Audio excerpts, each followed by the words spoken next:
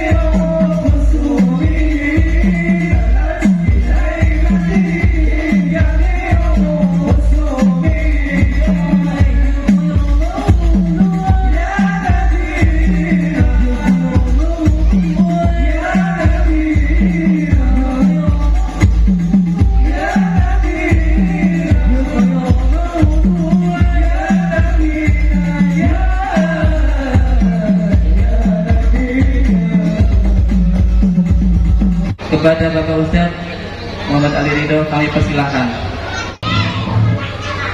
Alhamdulillahirabbil alamin arrahmanirrahim maliki yaumiddin iyyaka na'budu wa iyyaka nasta'in shiratal ladzina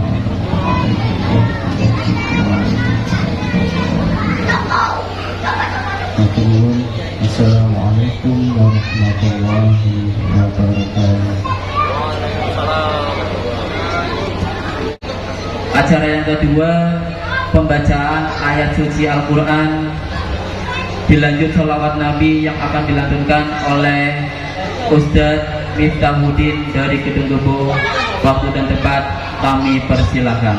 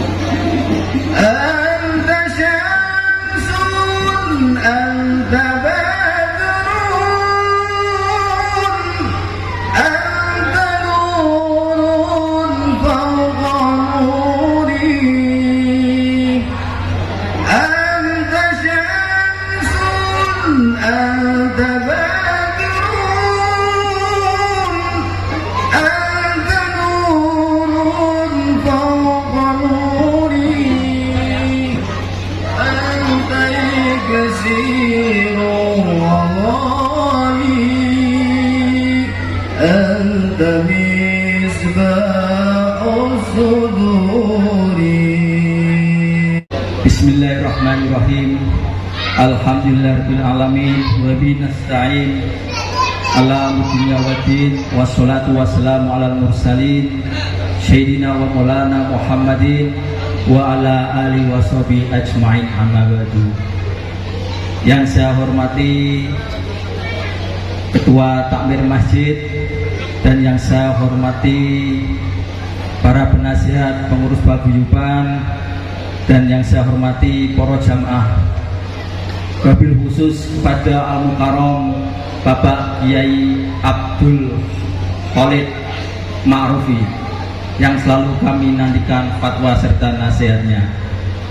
Pertama-tama marilah kita panjatkan puji syukur kehadirat Allah SWT yang telah melimpahkan rahmat hidayah serta berbagai macam kenikmatan yang mana pada malam hari ini kita dapat menyelenggarakan acara yang sangat sakral sekali bagi umat Islam, yaitu peringatan lahirnya manusia yang paling mulia, yaitu Nabi Muhammad SAW.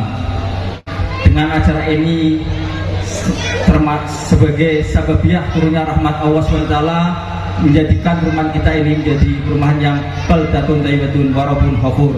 Demikian saja sambutan dari saya sebagai Ketua Paguyuban. Wabillahi taufiq wal hidayah. Wassalamualaikum warahmatullahi wabarakatuh. Bismillah, alhamdulillah, wassalatu wassalamu ala rasulillah Sayyidina wa maulana Muhammad ibn Abdullah wa ala alihi wa sahbihi wa mawalah. La hawla wa la quwwata illa billah. Qala Allah ta'ala fil Qur'anil Karim, a'udzu billahi minasy syaithanir rajim. Qul bi fadlillahi wa bi rahmatihi fa bidzalika falyafrahu. Hadratal muhtaramin wal mukarramin, para alim, para kiai, para sepuh, bina sepuh, Ketua Paguyuban Bapak Muhammad Arif,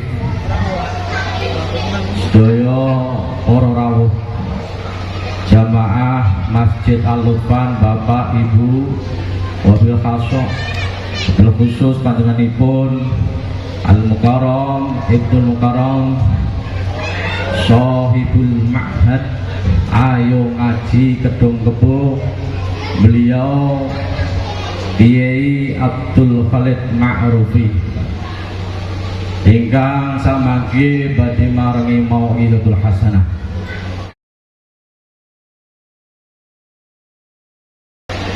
Assalamualaikum warahmatullahi wabarakatuh. Waalaikumsalam warahmatullahi wabarakatuh. Bismillah, alhamdulillah, alladzi basyarna bi bisyarah. Laqad ja'akum rasulun min anfusikum azizun 'alaihi ma 'anittum harisun 'alaikum bil mu'minina raufur rahim. Faman faja'athu hadhil bisyarah faqad hudiya ila siratin mustaqim. Amma ba'd.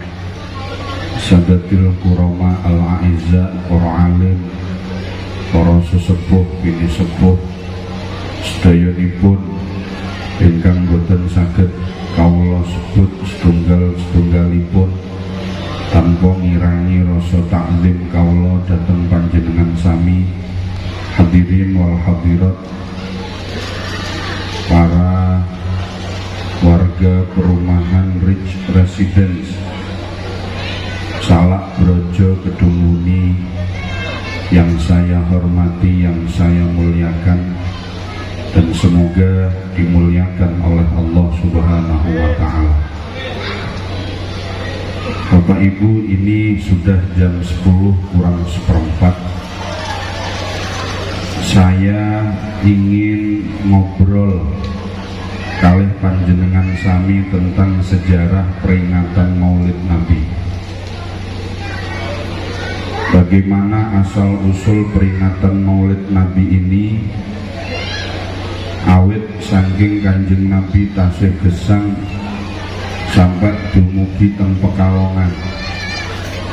Sampai ke Pekalongan itu ceritanya seperti apa? Penting saya ungkapkan Bapak Ibu hadirin wal hadirat, karena kita ini jarang sekali berbicara tentang sejarah. Bahkan anak-anak muda kita, kalau kita ajak ziarah, itu pikirannya bukan ingin mengetahui dan mencari inspirasi dari yang kita ziarahi, tetapi kadangkala hanya sekedar tamasya, nopo tamasya, jalan-jalan mawon. Bahkan seringkali ketika pulang ziarah yang ditanyakan bukan sejarah dari orang yang diziarahi, tapi yang ditanyakan adalah blonjone apa, kerudung tumbase teng pundi, sak mangke gamis tumbase teng pundi. Bahkan para bapak ibu, sekarang ini ada orang yang punya prinsip ziarah, tapi dirubah namanya menjadi wisata apa? Religi. Jadi ziarah tapi tulisannya apa? Wisata religi. Napa wisata religi? Wisata niku maknane jalan-jalan, religi niku maknane agama, berarti agama dijak jalan-jalan. Guyonane ngoten nggih. Bapak Ibu hadirin wal hadirat rahimakumullah, begini Bapak Ibu. Peringatan Maulid Nabi sing diadakan di mana-mana, bahkan bukan hanya di Rich Resident Salak Brojo Kedunguni, bukan hanya di sini Bapak Ibu, di belahan dunia manapun di dunia ini ada maulid. Di Amerika ada maulid, di Inggris ada maulid, di Maroko ada maulid, di Afrika ada maulid. Bukan hanya di Rich Resident, bukan. Di belahan dunia ini Masya Allah luar biasa, ada maulid di mana-mana. Nah, peringatan maulid niki para bapak ibu isinya adalah tentang kisah perjuangan dan kisah kelahiran, terutama kisah kelahiran karena namanya maulid. Kisah lahirnya Rasulullah, lalu bagaimana Rasulullah setelah lahir dan perjuangan Rasulullah Shallallahu Alaihi Wasallam. Banyak ulama yang mengekspresikan, menulis sejarah beliau itu ada kalanya dengan kalam nazar. Kados dene awak dhewe nak maca maulid tiba kali maulid Barzanji. Maulid Barzanji misalnya abtadiul imla bismidzatil aliyah niku nazar. Ada yang bentuknya syair. Kados wau grup maulid niku kan yang disertai terbang niku kan syair. Ya Imam ar-Rusli sanadi anta babullahi mu'tamadi fa bidunya ya wa akhirati, niku syair. Nah, para rawuh hadirin wal hadirat, kebiasaan para sahabat menulis syair datang Kanjeng Nabi niku pun wonten awit Kanjeng Nabi tasih gesang. Ada 3 sahabat Rasul yang seringkali menyusun syair lajeng diaturke datang beliau Kanjeng Nabi Muhammad Sallallahu Alaihi Wasallam. Pertama wonten asmonipun sahabat Hasan bin Thabit. Nomor kaping kalih wonten sahabat asmone Abdullah bin Rawahah. Nomor kaping 3 wonten sahabat namanya Ka'ab bin Zuhair. Tiga sahabat niki adalah sahabat yang sering kali membuat syair puji-pujian datang Kanjeng Nabi Muhammad sallallahu alaihi wasallam. Atus dene kula panjenengan sami muji datang Kanjeng Nabi. Mula awake dhewe niki muji datang Kanjeng Nabi bukan perkara baru. Memuji terhadap Rasulullah bukan perkara baru, tapi sudah ada sejak 1444 tahun yang lalu. Niki para rawuh hadirin wal hadirat. Bahkan ketika Rasulullah wafat, Rasulullah lahir niku kan abad ke-5 atau tahun 570 Masehi. Abad ke-5 Masehi atau tahun 570 napa Masehi. Ketika tahun 570 Masehi Rasulullah masih hidup niki pun kathah sahabat-sahabat yang seringkali menulis syair, lalu syair itu dilantunkan di matur ke dateng Kanjeng Nabi sallallahu alaihi wasallam. Ketika Rasulullah wafat, tradisi muji dateng Kanjeng Nabi niki terus berjalan. Nalika Sayyidina Abu Bakar menjadi khalifah, diterusaken Sayyidina Umar, diterusaken Sayyidina Utsman, diterusaken Sayyidina Ali karramallahu wajhah. Kurang lebih 4 orang ini memimpin Islam kira-kira berapa tahun? 29 tahun. Khulafaur Rasyidin niku memimpin umat Islam niku 29 tahun. Dan pada masa 29 tahun ini banyak sahabat-sahabat Nabi yang ketika rindu kepada Rasul melantunkan syair-syair yang begitu indah kepada Nabi Muhammad sallallahu alaihi wasallam. Ketika Khulafaur Rasyidin buyar karena Sayyidina Ali terpaksa harus perang dengan Muawiyah bin Abi Sufyan. Niki perang pertama sesama umat Islam. Ada dua kejadian perang saudara antara sesama orang Islam. Pertama namanya perang Jamal, perang antara Dewi Aisyah dengan Sayyidina Ali, morotuwa karo mantu. Jadi ngapunten nak wonten morotuwa mboten cocok kalih mantu. Kalau ada mertua ndak cocok dengan mantunya itu bukan perkara baru. Itu sudah ada awet 1444 tahun yang lalu. Ngapunten teng mriki wonten mboten mantu mboten cocok kalih maratuwa. Wonten nggih? Rawuh tiyang. Ngarep dhewe. Ngarep dhewe. Tapi kan mboten ngantos perang mungkin mawon. Paling gur ngrasani nang jerone ati nglendengi mawon ngoten nak cara basa Kalongan niku nglendengi. Ngrasani tok wani nang ngarep tapi napa wedi nang ngarep tapi wani nang buri. Ngoten niku mbon. Beda dengan dulu kejadian perang Jamal antara Sayyidina Ali dengan Dewi Aisyah. Masya Allah, sampai terjadi pembunuhan besar-besaran. Namanya perang Jamal. Mriki wonten tiyang sing ngarane Jamal betul. Dadi ngaten, Jamal tanpa alif itu maknanya onta. Tapi kalau Jamal niku maknanya bagus. Mula sampean ibu-ibu kalau punya suami namanya Jamal tolong dibaca panjang, Mas Jamal ngoten. Mergo nak diwaca cendhek niku artine napa? Onta. Bedake. Sampeyan duwe bojo, arane sapa? Jamal, oh berarti bojone onta. Tapi nak macane Jamal niku berarti menungso sing arane Jamal tur wonge bagus. Niku Jamal. Tapi nak Jamal niku onta. Sampeyan bojone sapa arane? Jamal, oh berarti nak bengi turune karo onta. Alhamdulillah.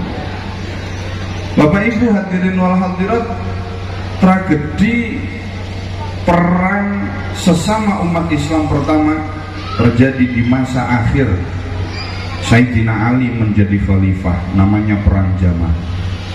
Dewi Aisyah kalah, lalu ada pemberontakan dari gubernur Basrah namanya Muawiyah bin Abi Sufyan.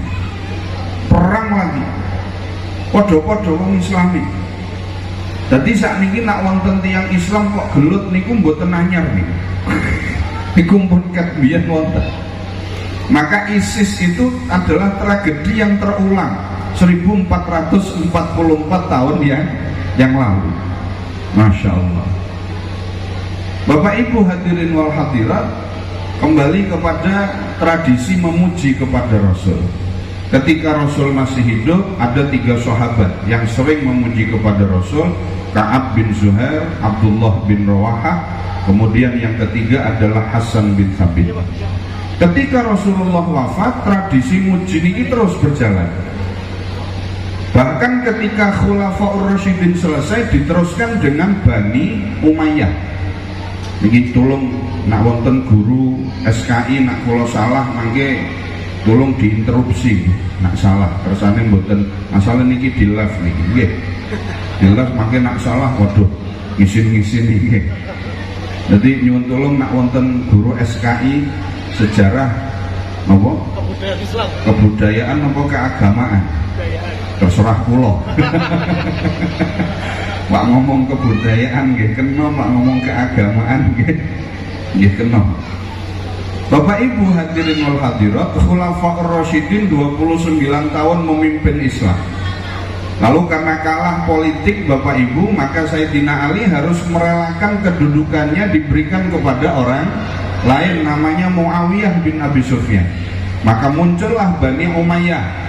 Bani Umayyah ini berapa tahun memimpin umat Islam? Kurang lebih 78 tahun atau hampir 80 tahun. Tradisi muji kepada Rasul itu terus jalan meskipun berganti kekhalifahan. Politik boleh berbeda, tetapi puji-pujian kepada Rasul adalah menjadi ikon tertentu, terus berjalan. Bahkan ketika Bani Umayyah selesai, dalam jangka waktu 80 tahun Bani Umayyah kalah perang dengan Bani Abbasiyah. Nggih napa? Khulafaur Rasyidin, Bani Umayyah, sak sampunipun Bani Umayyah, Bani Abbasiyah. Bani Umayyah kalah perang dengan Bani Abbasiyah, maka kemudian Bani Abbasiyah mengambil alih kepemimpinan umat Islam. Berapa tahun Bani Abbasiyah memimpin umat Islam? Hampir 800 tahun atau 8 abad.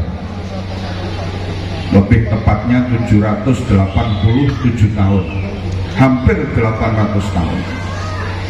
Bapak Ibu hadirin wal hadirat, tradisi puji-pujian kepada Nabi ini akhirnya menemukan momentum pada saat khalifah yang ketiga dari Bani Abbasiyah, namanya Khalifah Al-Mahdi bin Mansur Al-Abbasi. Ampun niki nak bicara sejarah akhirnya arane kados ngoten nggih, angel-angel ngoten nggih.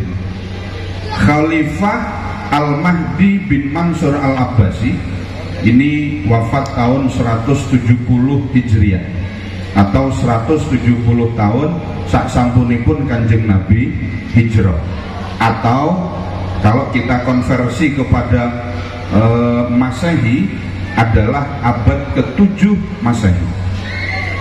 Abad ke-7 Masehi teng tanah Jawa niki wonten kerajaan gede Bapak Ibu.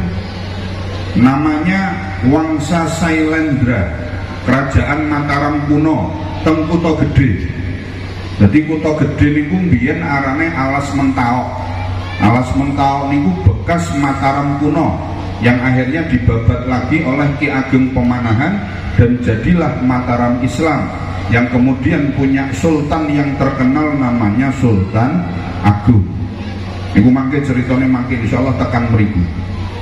Kira-kira jenengan tertarik mboten Pak Bu untuk kita belajar tentang sejarah Maulid sampai kepada Pekalongan dan kita belajar, wah kathah wong Pekalongan niku kathah sing mboten ngertos kalih Pekalongan kok. Saestu. Jenengan ngertos mboten bupati pertama kali yang diutus Sultan Agung ke Pekalongan sinten narane? Iya.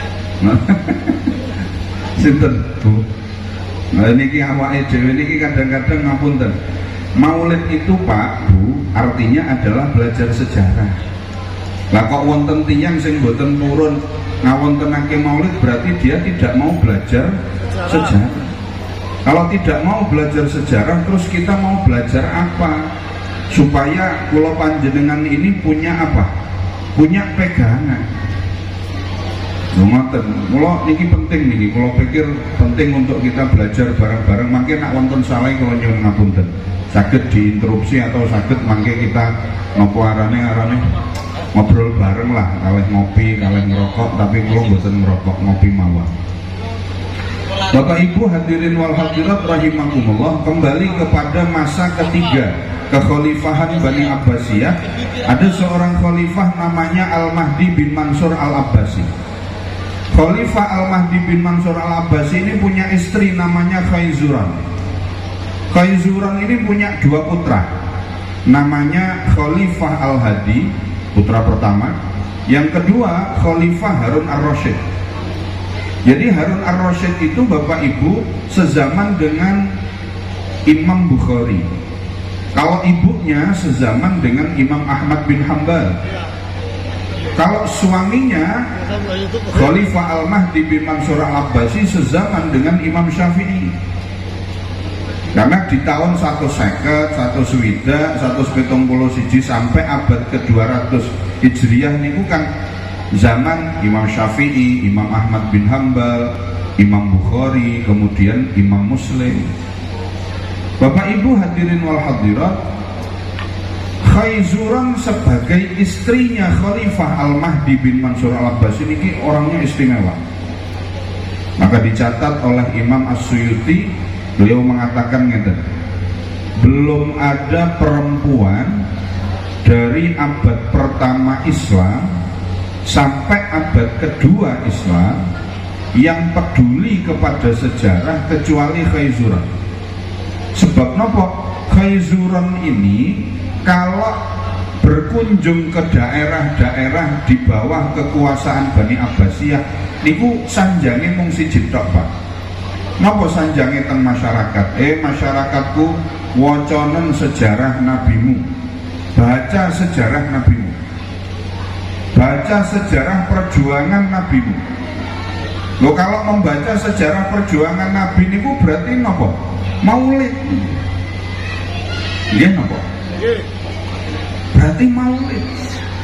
Berarti kalau begitu yang memproklamasikan maulid pertama kali adalah seorang perempuan namanya Khayzuran, tahun 171 Hijriah atau tahun 7 Masehi, abad ke-7 Masehi. Ini pun wonten Pak yang memproklamirkan maulid, luar biasa. Sampai kemudian dibuat undang-undang oleh putranya namanya Harun Ar-Rasyid. Wong anake dhewe ibuke ngomong dong gawake undang-undang. Wong-wong kabeh nak kapan tanggal 12 Rabiul Awal kabeh kon maca sejarah Kanjeng Nabi Muhammad. Maka jadilah draft undang-undang dan disebar ke seluruh daerah sehingga kapan tanggal 12 Rabiul Awal mereka semua membaca sejarah Nabi Muhammad. Pertanyaannya adalah siapa yang menyusun pertama kali buku biografi Kanjeng Nabi Muhammad? Tahun 151 Pak. Jadi biografi Kanjeng Nabi Muhammad itu pertama kali keluar secara lengkap tahun 151. Nama penulisnya Imam Muhammad ibni Ishaq. Oh, niki sejarah. Nggih tenak belajar sejarah niku ngoten. Kadang-kadang awake dhewe sekolah mbiyen belajar sejarah rapate seneng, leres napa mboten? Belajar sejarah rada sumpah apa malih gurune tuwa, persis kaya fosil. Pelajaran sejarah gurune tuwa nggih pun kaya napa? Kaya fosil pun. Memang ngoten belajar sejarah. Maka kemudian Bapak Ibu hadirin wal hadirat rahimakumullah, Khayzuran inilah yang memproklamirkan Maulidin Nabi tahun 171 Hijriah atau abad ke-7 Masehi.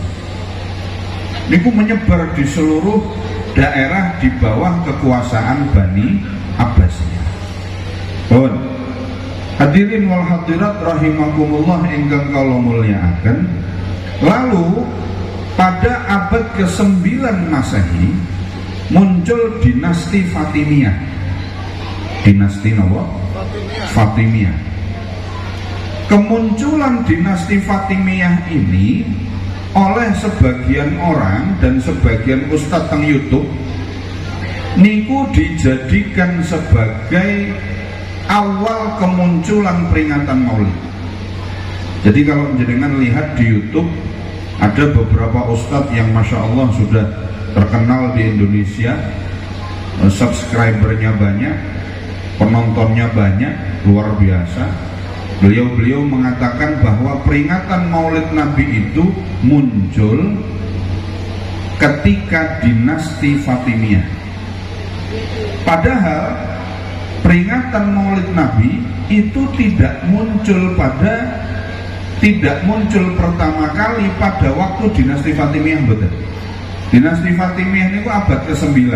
Sementara kalau cerita Khaizuran itu abad ke-7.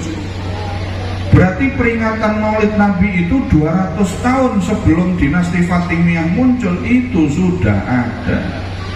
Cuma meneruskan mawon. Lah napa kok kula penting membicarakan ini Bapak Ibu hadirin wal hadirat rahimakumullah, mohon maaf. Karena dinasti Fatimiyah ini Bapak Ibu yang saya hormati, manhajnya itu terpaksa niki kula sebut adalah Syiah. Sehingga orang-orang yang mengatakan Maulid muncul ketika dinasti Fatimiyah ini seperti menghukumi wong-wong sing ngadake Maulid ini adalah orang Syiah. Bukan. Orang Syiah itu punya agenda besar sendiri. Bahkan di bukunya Imam As-Suyuti itu mengatakan bahwa Maulid itu hanya acara kecil. Ketika dinasti Fatimiyah itu hanya acara kecil, acara besar ya acara mereka sendiri. Ada Idul Qadir, ada peringatan 10 Muharram dan lain sebagainya, Karbala dan lain sebagainya. Itu yang dibesarkan, bukan Maulid. Maka dari sini kita tolak yang namanya peringatan Maulid Nabi muncul dari dinasti Fatimiyah, kita tolak. Karena apa? Dinasti Fatimiyah muncul abad ke-9, sementara Khaizuran yang memproklamirkan suruh baca sejarah Kanjeng Nabi ini sudah ada abad ke-7 Masehi. Nah ini kita mriki niki awake dhewe pun rada paham. Lajeng para rawuh hadirin wal hadirat teng YouTube niku nggih wonten bahkan teng pelajaran SKI yang membesarkan Maulid. Ada yang mengatakan Maulid Nabi itu muncul, yang memunculkan adalah Salahuddin Al-Ayyubi. Nah ini yang perlu diluruskan juga. Salahuddin Al-Ayyubi ini abad ke-12 Bapak Ibu. Abad ke-12. Aduh maneh niki aduh maneh. Salahuddin Al-Ayyubi bukan orang yang memunculkan Maulid, bukan orang yang memproklamirkan, bukan. Beliau hanya menceritakan kepada tentara-tentara beliau yang akan perang salib supaya semangatnya naik. Akhirnya diceritakan tentang Kanjeng Nabi. Maka pertanyaannya, siapa yang membesarkan Maulid pertama kali? Kalau yang memproklamirkan wong wedok arane sinten wong? Khaizuran abad ke-7, yang membesarkan Maulid abad ke-12 itu bukan Salahuddin Al-Ayyubi, tapi adik ipare Salahuddin Al-Ayyubi namanya Sultan Muzaffaruddin Al-Quburi, penguasa Irbil Irak Utara. Mangke kapan-kapan ngelampah-ngelampah teng Irak nggih. Ndak niki Irak niku wonten napa niki sakniki? Pun hancur, dirusak kali Jos Bush. Dirusak kali Jos Bush. Padahal Irak itu Masya Allah sumbernya keilmuan.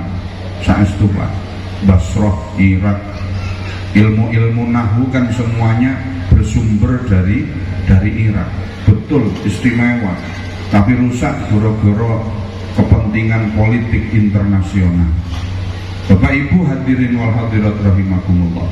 Sing gedhe niku arane wau Sultan Mudhaffaruddin Al-Quburi. Kok gede niku asale pripun? Nyembelih sapi niku 5.000 sapi, Pak. Diriwayatkan di dalam kitabnya Imam Jalaluddin As-Suyuti niku nyembelih sapi sampai 5.000 sapi. Nyembelih ayam niku 10 ayam. Niki kira-kira nyembelih ayam niki telas pinten wae. Nah niku teng kotak niku isine ayam napa sapi? Ayam. Nggih. Potongan ayam. Ayam ketunggang, Pak.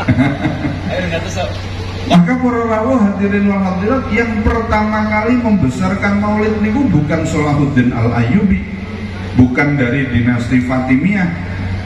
Yang membesarkan maulid Salahud adalah Sultan Mudhaffaruddin Al-Quburi abad ke-12.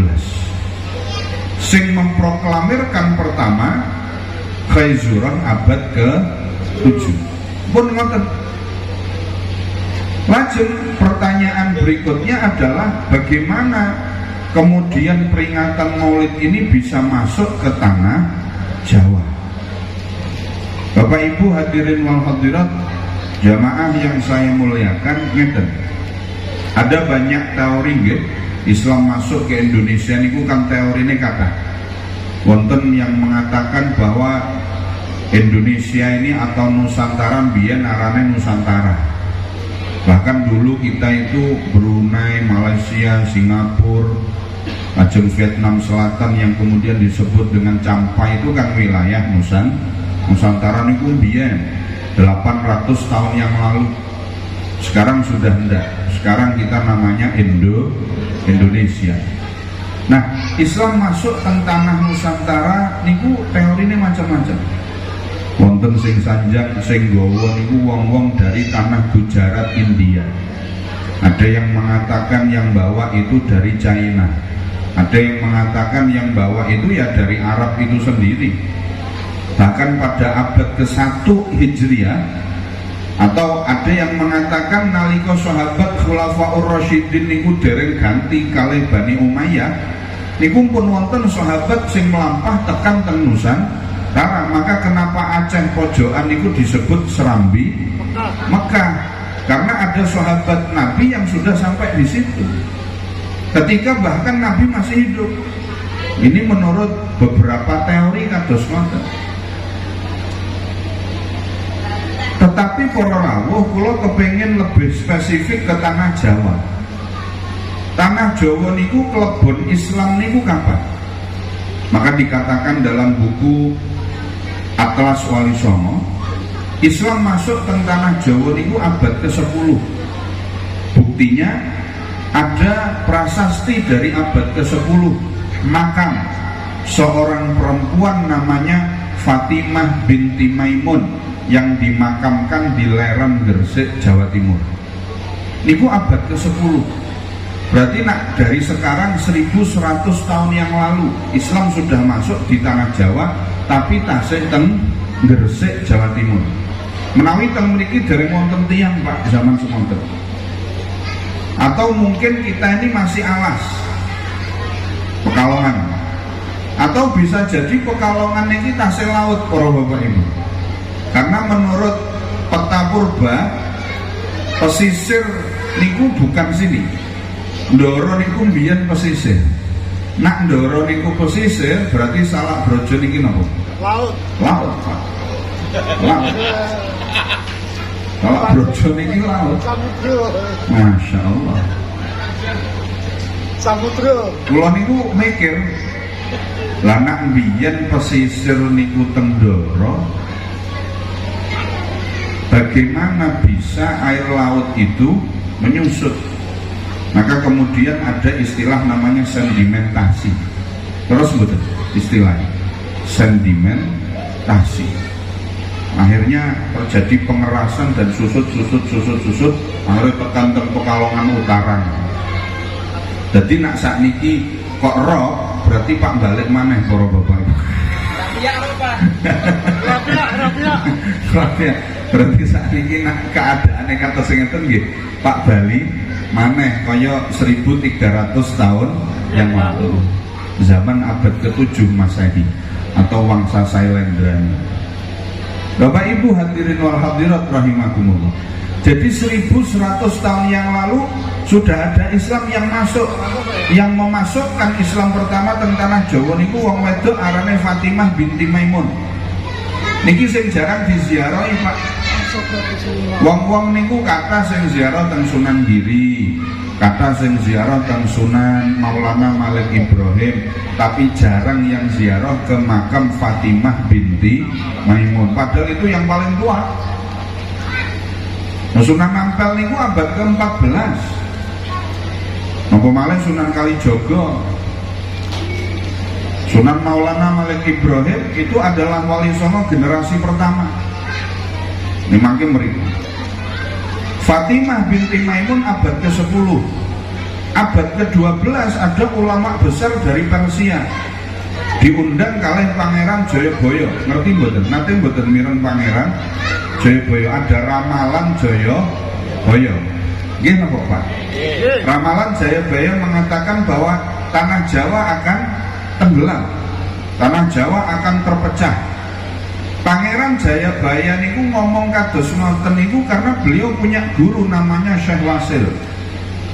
Syekh Wasil ulama besar abad ke-12 datang ke Kediri. Makamnya di tengah kota Kediri. Jenengan sing alumni Lirboyo biasanya wonten arane Jumat Muda.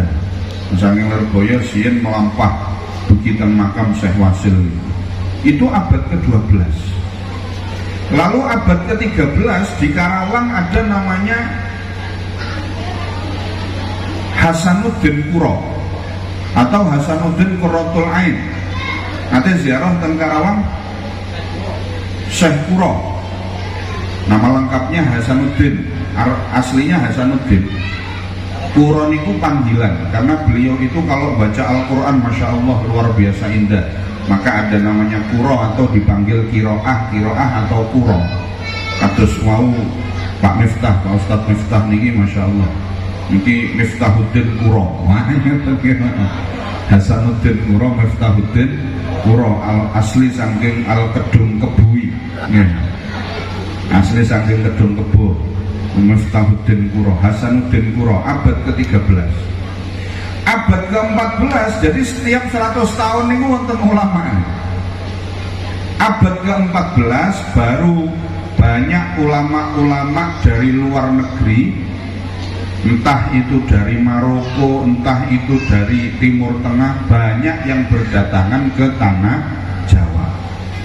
Maka kemudian mereka membuat satu wadah dakwah namanya Wali Songo. Dan Wali Songo niki Bapak Ibu ada 6 generasi. Generasi pertama Syekh Maulana Malik Ibrahim abad 14 awal. Syekh Maulana Malik Ibrahim termasuk Syekh Maulana Al-Maghribi Wono Bodro. Syekh Maulana Al-Maghribi niki kan saking Maroko Pak. Maroko itu Afrika. Panjenengan kalau mau ke Maroko maka menempuh perjalanan 21 jam 21 jam dan harus transit kadang-kadang 2 kali 2 sampai 3 kali pesawat transit. Dan tenang awake dhewe teng Mekah sangang jam tekan langsung nih pakainya Lion Air niku sing lungguh ngeten niku kaya awak dhewe numpak bis napa arane bis tuyul. Nah bis tuyul mau sangang jam ngeten mau ketek ya Allah mangke nak mudhun-mudhun ya Allah lara teng mriki niku. Iya. Mboten saged suwanjel. Bis napa arane? Bis tuyul. Bis tuyul, nah bis tuyul wonten sik lega. Bis tebet. Dadi awake dhewe nak teng Maroko niku 21 jam. Bapak Ibu hadirin wal hadirat rahimakumullah, Maroko itu mazhabnya Maliki. Maka kalau panjenengan ke Maroko subuh tidak ada yang kunut Pak. Ke Maroko subuh tidak ada yang kunut. Kenapa? Karena mazhab kerajaan resmi itu Maliki. Bahkan di Maroko karena ada musim salju, sehingga di sana itu kita bisa tayamum dan wudu sakarepe dhewe. Kalau ikut Maliki kan ngoten. Kalau kita ikut mazhabnya Imam Malik, maka wudu itu, maka tayamum itu tidak harus tidak ada air. Ada air pun boleh tayamum itu kalau Imam Malik. Tapi kalau Imam Syafi'i kan boten angsal. Nah, ngoten niku teng Maroko. Beda dengan Brunei Darussalam, Pak. Brunei Darussalam niku kerajaan sama dengan Maroko, cuma mazhabnya beda. Kalau Brunei Darussalam mazhabnya Syafi'i, jadi nak subuh kunut sedaya, Pak. Kok ora kunut sikat karo polisi, Pak. Entah polisi arane sambun atau sana sambun itu pokoknya disikat nak tak mriku. Sampun niku tiyang Tirta, Pak. Samborejo. Hadirin wal hadirat rahimakumullah. Lha niku. Jadi memang awak dhewe niki kudu mlaku-mlaku nggih. Ampun kok melampahi teng gemek tok nggih. Salak brojo gemek, salak brojo gemek, salak brojo lan ngertine napa. Tapi kalau kita jalan-jalan ke luar negeri, ke Singapura, makin ngerti oh tenanan nang kene iki ana singa sing iso ngetokke banyu. Terusane mboten nggur ningali gambare tok apa iya ana singa sing ngetokke napa banyu. Lah nek tekan teng Singapura kan wonten tenan. Singa iso ngetokke napa banyu mancur cur ngeten. Jadi Maroko. Kula niku mbayangke, Pak. Kalau zaman sekarang dengan kecanggihannya dari Indonesia ke Maroko 21 jam. Dulu Syekh Maulana Al-Maghribi abad ke-14, 800 tahun yang lalu, Pak. Itu kira-kira berapa jam dari Maroko tekan tanah Jawa. Terus beliau kok iso pekakilan tekan Wonobodro niku lho. Kula kadang mikir kok iso tekan Wonobodro. Aduh dari mana? Maroko. Jauh. Untuk siapa? Untuk kita. Beliau ingin menyebarkan agama yang rahmatan lil alamin. Mulai ku kadang mikir, jenengan nate kepikiran betul. Beliau Syekh Maulana Al-Maghribi itu kira-kira dulu mendaratnya di mana? Numpak kapal itu beliau menyandarnya di mana? Apakah di Pekalongan? Apakah di Semarang? Ataukah di mana? Karena abad ke-14 itu para bapak ibu Pekalongan ini sudah punya pelabuhan besar sebetulnya. Ini pun nopo kalau mendaratnya atau beliau itu terdamparnya di Pekalongan. Cuman kan ngeten, Syekh Maulana Al-Maghribi itu kan banyak, ya nopo, banyak. Berarti kalau begitu beliau itu datang ke tanah Jawa rombongan dan kemudian menyebar. Ada yang di Wonobodro, kemudian ada yang di ujung negara. Ini rahasia, Pak. Ujung negara itu bukan Syekh Maulana Al-Maghribi, versi Maulana Habib Lutfi. Versi Habib Lutfi ujung negara bukan Syekh Maulana Al-Maghribi, tapi wong wedok Syarifah. Sampai Habib Lutfi pernah mengatakan kalau tidak percaya makamnya bongkar, tapi tidak dibongkar. Di mboten ngertos panitiane kan ngoten. Tapi niki rahasia niki banyak yang tidak tahu. Niki kalau paringi bocoran sekedhik. Makanya Habib Lutfi kalau diundang ke acara bundiarane ujung negara beliau tidak pernah hadir. Kenapa? Karena yang di dalam itu, yang di makam itu, yang dikuburkan di sana bukan laki-laki tapi perempuan. Sampai Habib Lutfi pernah nantang orang percaya bongkaran. Itu nak memang nopo tiang-tiang meriku kompak bongkar untuk membuktikan kebenarannya. Kira-kira lanang apa wedok. Bapak Ibu hadirin wal hadirat, oh ya wis mesti entek jasate ndak. Ulama, orang hafal Quran, orang ahli sholawat itu jasadnya tidak habis, Pak. Percaya mboten percaya terserah panjenengan. Lu sering kita mirsani ngoten niku teng pundi nek jenengan kepengin ngertos tiang-tiang soleh sing awake jek utuh meskipun 10 tahun dipendem niku jek utuh teng Banyurip kathah Pak. Banyurip banyak yang viral itu kok.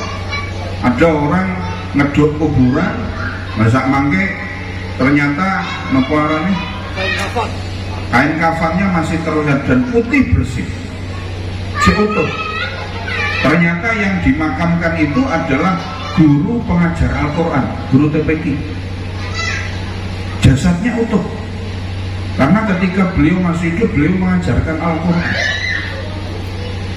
Maka apakah masih bisa dideteksi ulama-ulama yang 800 tahun yang lalu? Bisa. Bahkan para bapak ibu niki percaya boten percaya jenengan ngapunten. Awak dhewe niki wong Islam. Kita orang Islam. Orang Islam itu tidak boleh berpikir hanya dengan logika.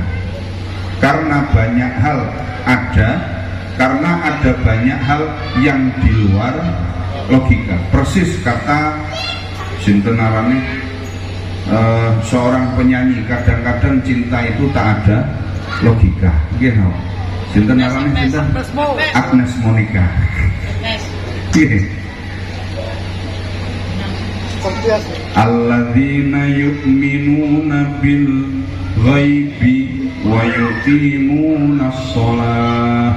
Jadi wong Islam niku jangan berpikir logika tok. Ora masuk karo logika, ora ditampa. Oh jangan. Karena di dalam Islam itu ada yang gaib dan itu harus kita percayai. Contoh misalnya siksa kubur. Niku gaib. Oh, tidak bisa dilogika Pak Kiai. Kalau tidak bisa dilogika, saya tidak bisa menerima. Ya memang, monggo panjenengan niki saged nampa sing saged ketinggalan. Niku otak logika. Tapi di dalam Islam itu banyak yang tidak bisa dilogika. Contoh, kalau nggak ada rencang Bapak Ibu, tiang sepuh niku sadean mie ayam gerobak. Jualan dari jam 7 malam sampai jam 11 malam. Anaknya 5 dokter semua Pak. Anaknya 5 dokter semua. Bapaknya dodolan mie ayam. Kira-kira niku nak ningali bapaknya kira-kira anaknya S3 sedher 5-5 S3. Lo nak ditinggalin ngoten ya orangnya ndak wong dodolan mie ayam dari jam 7 sampai jam 11 malam keliling komplek ngoten kira-kira angsalnya pinten Pak. Tapi anaknya bisa S3 semua 5-5-nya. Kula kaget. Ki bapake sampean ki setengah waline Gusti Allah kula ngeten. Lah buktine napa ndongone nanti anake do jos-jos kok. Awake dhewe niki kadang-kadang sing bapak kiai anake durung mesti kiai terus ngoten Pak. Loh, niku anake wong dodol gerobak mie ayam kok 5-5-ne dadi dokter kabeh kula niku geleng-geleng niku namanya barokah. Bapak Ibu hadirin wal hadirat rahimakumullah pun. Abad ke-14 ulama banyak yang datang ke tanah Jawa. Syekh Maulana Malik Ibrahim, Syekh Maulana Al-Maghribi Wonobodro, termasuk yang di Gunung Tidar. Sinten Gunung Tidar? Syekh Subakeh, yang kemudian disebut dengan penumbal tanah Jawa. Ketika ada lagi namanya Syekh Jumadil Kubro. Syekh Jumadil Kubro di Semarang ada Pak makamnya di Semarang. Cuma yang di Semarang ini kategorinya muda. Yang lebih tua ada di Trowulan, Mojokerto, Jawa Timur. Ini ulama Wali Songo generasi pertama. Lalu ketika Syekh Maulana Malik Ibrahim wafat digantikan dengan Sunan Ampel. Sunan Ampel wafat digantikan putranya Sunan Bonang. Sunan Bonang wafat digantikan muridnya namanya Sunan Kalijogo. Sunan Kalijogo punya murid namanya Raden Fatah, yang kemudian Raden Fatah ini diangkat menjadi raja pertama di tanah Jawa yang kerajaannya adalah Islam. Maka Bapak Ibu hadirin wal hadirat, ketika Raden Fatah menjadi raja, setiap tanggal 1 sampai tanggal 12 Rabiul Awal, beliau itu nyurati adipati-adipati sampai ke Sumenep. Jadi Sumenep niku takluk di bawah Raden Fatah. Sumenep Madura niku lho Pak, Surabaya, Pasuruan, apa malih nggen kula Probolinggo niku pun jelas melu nih. Sumenep itu saja ditakluk di bawah Raden Fatah.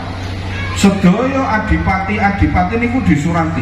Ayo adipati kirim wong-wong sing ahli Quran, dikirim ke kerajaan. Untuk apa? Ngatamke Quran dari tanggal 1 sampai tanggal 12. Tanggal 12 Rabiul Awal Sunan sinten arane Raden Fatah niku ngawontenake acara arane sekatenan. Bapak Ibu nate mireng acara sekatenan nggih? Sekatenan niku tradisi Demak Bintoro. Kerajaan raja pertamanya namanya Raden Fatah. Lah, ketika sekatenan niku sing diwaca napa? Sekatenan niku sing diwaca niku dibak, Pak. Maulid dibak, ngertos maulid dibak mboten? Dibak. Maulid dibak itu usianya sudah 700 tahun. Jadi maulid dibak itu abad ke-14 Bapak Ibu. Mula nalika Raden Fatah menjadi raja, yang dibaca itu dibak. Sehingga awake dhewe nak kapan Maharul Qiyam niku lagune ngoten tok niku. Ya Nabi salam alaika, ya Rasul salam alaika. Itu lagu sudah 800 tahun yang lalu dari abad ke-14. Oh, istimewa. Pun Raden Fatah sedo digantikan putranya namanya Raden Patiunus. Raden Patiunus sedo digantikan adiknya namanya Sultan Trenggono. Sultan Trenggono sedo digantikan putranya namanya Raden Pangeran Sekar sedo ing Lepen. Nggih, Pangeran Sekar sedo ing Lepen. Nang apa kok wonten tambahan sedo ing Lepen? Sebab beliau mati di sungai. Lah yang membunuh siapa? Yang membunuh namanya Raden Mas Prawoto. Raden Mas Prawoto lajeng dibunuh oleh Arya Penangsang. Arya Penangsang lajeng dipateni. Sinten sing mateni? Orang suruhannya Joko Tingkir. Mas Karepet ini kan tekan teng Joko Tingkir ngombe dawet jadi pikir marai mumet. Jadi yang membunuh Arya Penangsang itu orang suruhannya Jaka Tingkir.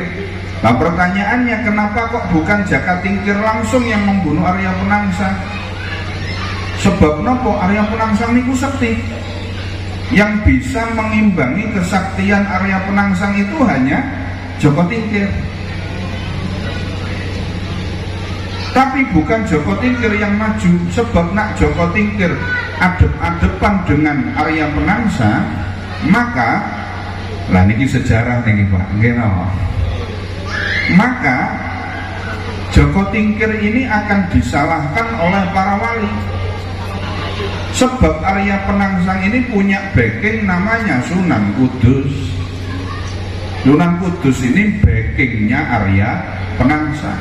Lah nak sampai sinten wau Jaka Tingkir deg-depan langsung kalih Arya Penangsang, maka nanti Sunan Kudus akan meminta bantuannya para wali. Karena Sunan Kudus niku senopatinya para wali. Napa senopati niku Pak? Senopati niku para bapak ibu ngeten. Misalnya awak dhewe wonten wong pitu melampah-melampah. Lah mangke wonten rampok. Awak dhewe wong pitu mlaku-mlaku mangke wonten rampok. Maka yang maju itu satu orang. Dari ketujuh yang maju satu orang. Wes Kang, sampean wong 6 ra usah maju, aku sing ngurus rampok. Itu namanya senopati. Jadi senopati niku ahli gelut, ahli perang, sektine luar biasa. Niku Sunan Kudus. Maka kemudian Joko Tingkir minta tolong sayembara, bukan minta tolong, mengadakan sayembara. Sopo sing iso mateni Arya Penangsang, tak wae tanah nang alas Mentaok karo nang Pati. Maka betul ada 3 orang yang kemudian membuat ide untuk membunuh Arya Penangsang. Siapa 3 orang itu?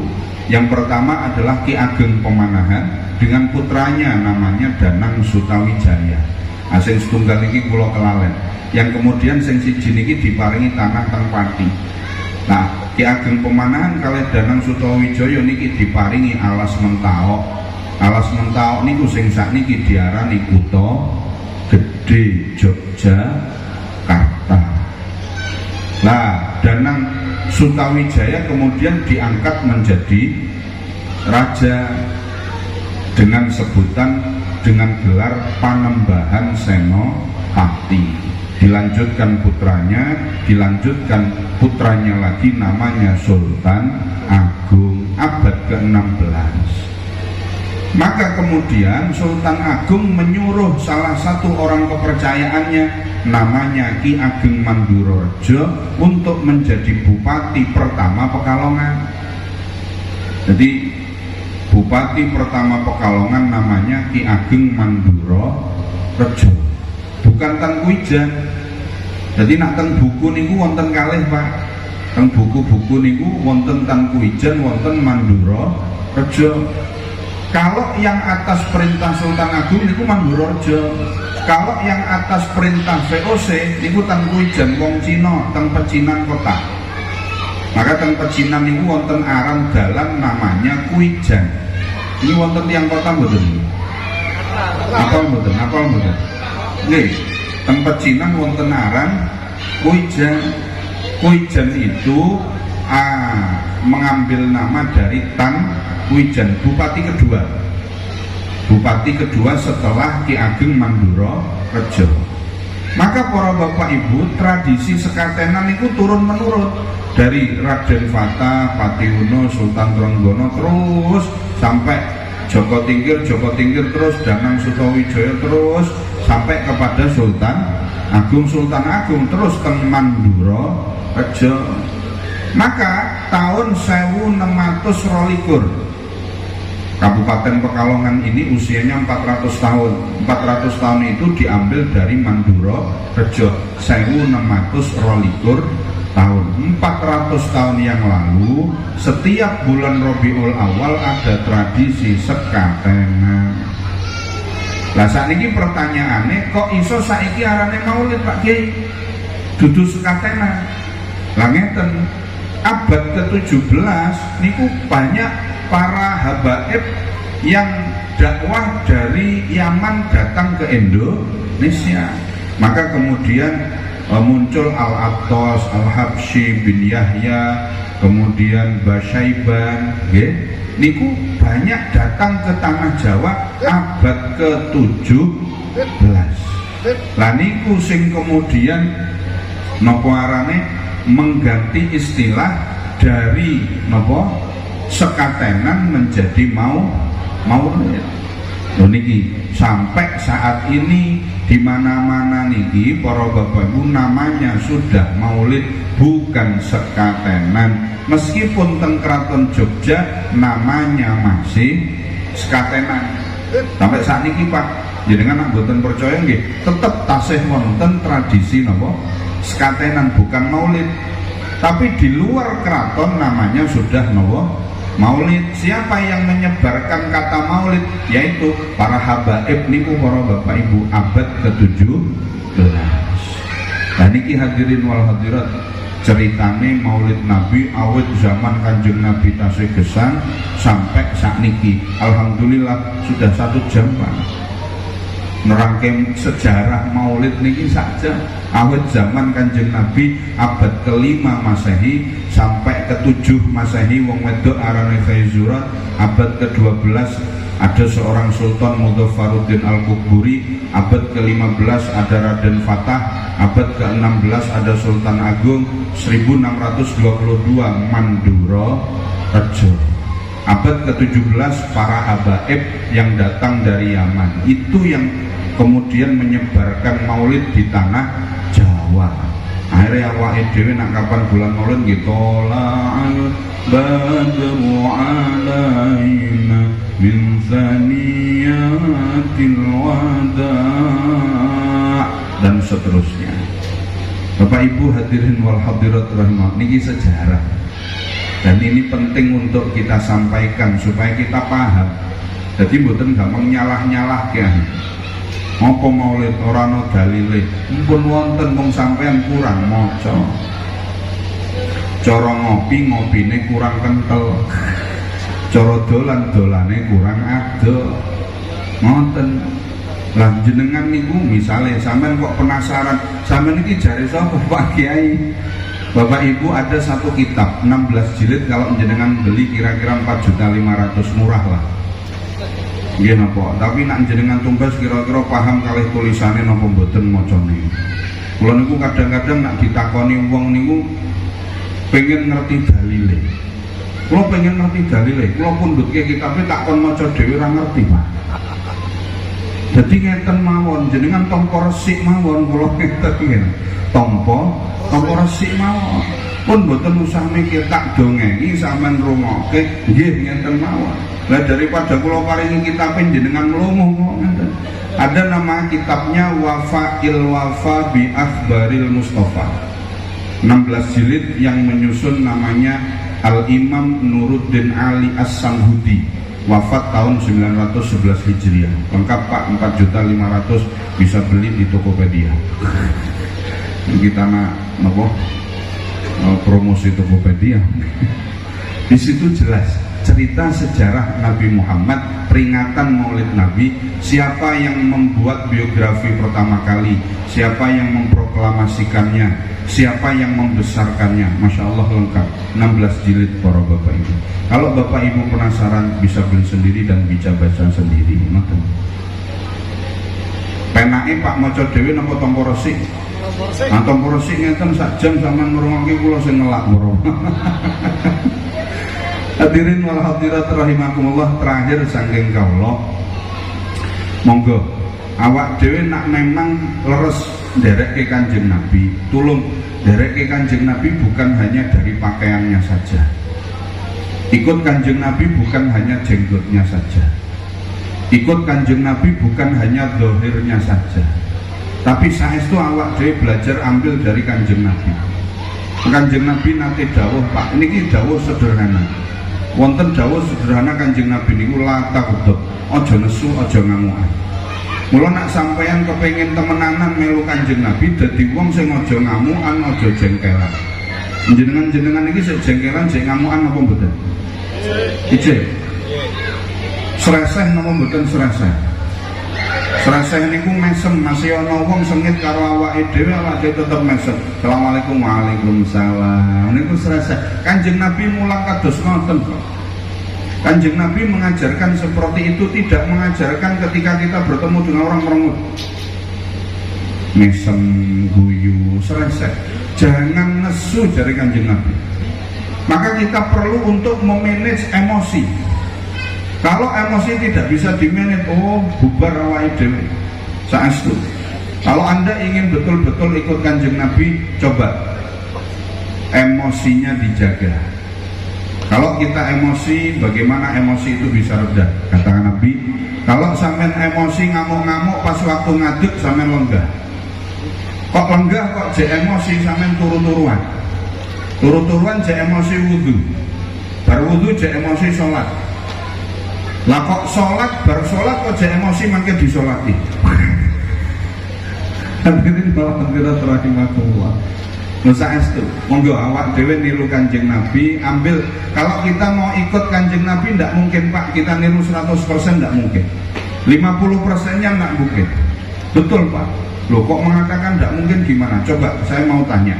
Kanjeng Nabi itu Senin Kemis puasa, 13, 14, 15 puasa, 27, 28, 29 itu puasa. Jadi satu bulan itu Senin Kemis mesti poso, 13, 14, 15 niku mesti poso, 17, 18, 19 niku mesti poso. Kanjeng Nabi jenengan poso betul? Halo. Nah, ngoten kok ngerasa paling apik dhewe niku pripun? Wah, aku paling nabi dhewe. Lah wong poso ae ora tau. Paling poso Senin Kemis ngoten tengah awan ningali putrine ngombe es teh ngoten pun ngelek itu. Niku lak poso model napa niku? Dadi nderekke Kanjeng Nabi 50% kita sudah ndak kuat. Jenengan pernah ndak sholat tahajud sampai mata kakinya bengkak. Kita kebalikannya Bapak Ibu. Kalau Kanjeng Nabi sholat tahajud sampai mata kakinya bengkak, kalau kita hendak bengkak dulu baru mau sholat. Loron dhisik, tibon dhisik nembe astagfirullah, astagfirullah, astagfirullah. Oh, kalau sehat kita tidak sholat kok. Orang itu kan begitu.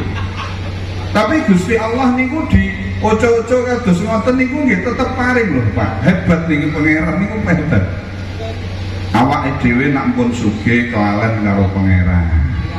Lah mangke nalika keadaane tiba, saya sudah tidak seperti dulu lagi Pak Kiai. Sekarang usaha saya ngeten, astagfirullah cekelane tasbih. Padahal mbiyen cek tumpakane Fortuner, tumpakane anu ora tasbih-tasbihan babar blas. Kon salat malah ngomongnya aku ora salat Pak Kiai. Lah priye asale Mas? Apa tonggoku salat ra sugih kok ngeten. Tonggoku salat ra sugih. Oh nggih, akhirnya nggih kula melu-melu ah. Lah kok ternyata melu ra salat ya iso sugih Pak Kiai. Alhamdulillah. Masya Allah, perlu dibuktikan. Ya Allah. Loh iya, Kanjeng Nabi sholat itu Masya Allah mata kakinya bengkak. Keterangannya dalam kitab Sahih Bukhari. Masya Allah. Sampai Sayyidatina Aisyah ngomong sama Kanjeng Nabi, ya Rasul, sampean itu sudah dijamin surga, kok sholat sampai sukune bengkak. Apa kata Nabi? Biar sudah ini bukti saya terima kasih sama Allah. Nabi maksum mesti surgane cek sholat sampai sukune bengkak. Awake dhewe mboten maksum kecuali sing ngarane Pak Maksum nggih. Awake dhewe tidak ada yang menjamin masuk surga. Sholat duha kadang-kadang niku berarti sering mboten nih. Sholat tahajud ngoten niku nggih sami. Wonten rencang kula Pak tanglet ngenten kali kula. Ya ini pripun? Aku ki wingi ki ngodhoki salat tahajud. Wis ngodhoki salat tahajud. Oleh apa ora? Kula luru teng Sahih Bukhari. Luru teng kitab Al-Adhkar Nawawi. Imam Nawawi teng kitab Al-Adhkar Nawawi niku dawuh berdasarkan hadis. Kalau orang punya wadhifah niku amalan tetep. Kalau orang punya amalan tetap, satu saat kok amalan itu tidak dilakukan, maka kemudian dilakukan di lain waktu itu boleh. Tapi syaratnya wadhifah, amalan yang sudah tetap. Artosipun ngeten, nak sampean tahajud wis tetep biasa, wis pirang-pirang tahun dilakoni, kok satu saat sampean kedarung tangine rada awan, maka sebelum zuhur Anda qodoi sholat tahajud Anda, maka Anda dihukumi sama dengan melaksanakan sholat tahajud jam 3. Oh, ngoten. Iya, nah sampean biasa tahajud ora tahu. Ora tahu tahajud kok gayane ngodoi napa? Tahajud sampean gaya nodok. Jadi kalau orang tidak punya wadhifah tahajud, tidak usah gaya ngodoi niku malaikate sengit. Mangke suwi-suwi nak ngoten sampean dicabut nyawane gara-gara malaikate napa? Malaikate sengit. Jenengan boleh ngodoi salat duha. Aduh, aku mau isuk jam 8 durung ngodoi salat duha. Saiki jam 1 awan dikodoi. Boleh Pak, tapi jenengan punya wadhifah. Artinya sholat tahajud sudah menjadi sebuah kebiasaan. Kalau kebiasaan tidak apa-apa. Aduh, kelalen mau esuk aku durung sholat duha jam 1 awan ba'da zuhur. Bro, ngelakoni sholat apa bro? Duha. Us ngodoi sholat duha. Boleh karena sudah menjadi nopo kebiasaan. Orang tahu sholat duha kok ngodoi sholat duha. Malaikatnya sengit Pak. Itu hanya pencitraan namanya. Menuju ke 2024.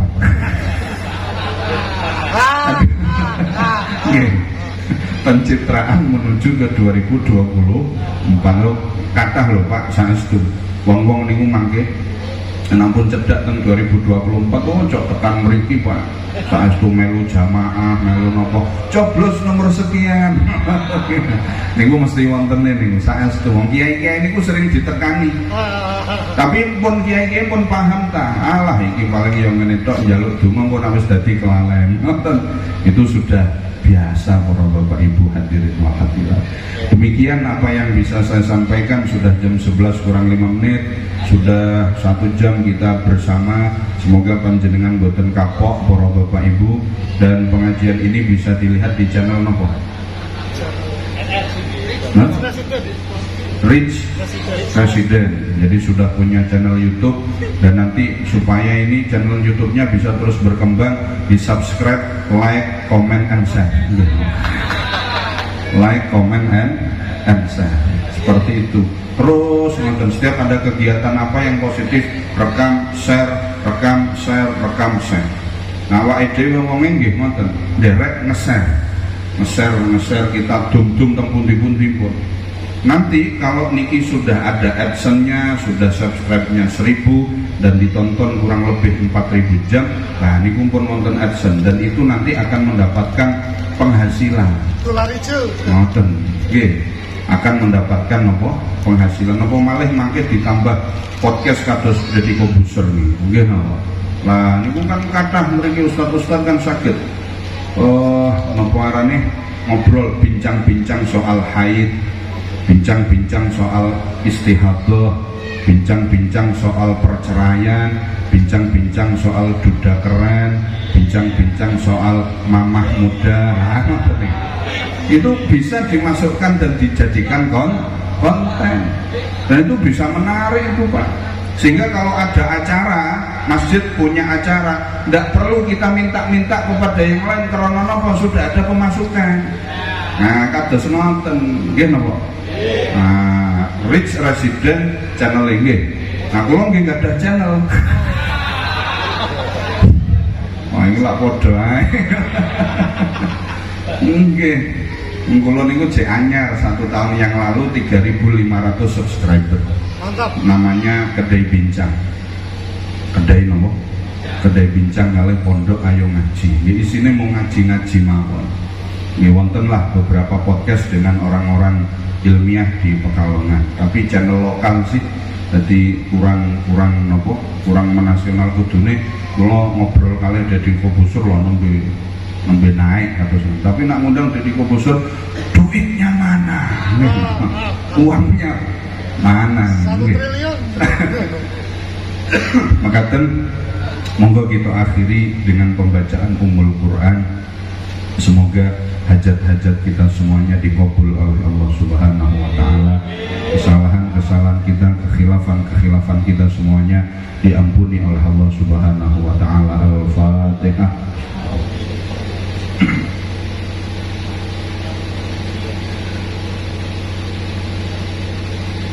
Bismillahirrahmanirrahim. Alhamdulillahirabbil alamin. Allahumma shalli wa sallim ala sayyidina Muhammad wa ala ali sayyidina Muhammad. Rabbana atina fid dunya hasanah wa fil akhirati hasanah wa qina adzabannar. Wa sallallahu ala sayyidina Muhammadin wa ala alihi wa sahbihi wa baraka wa sallam.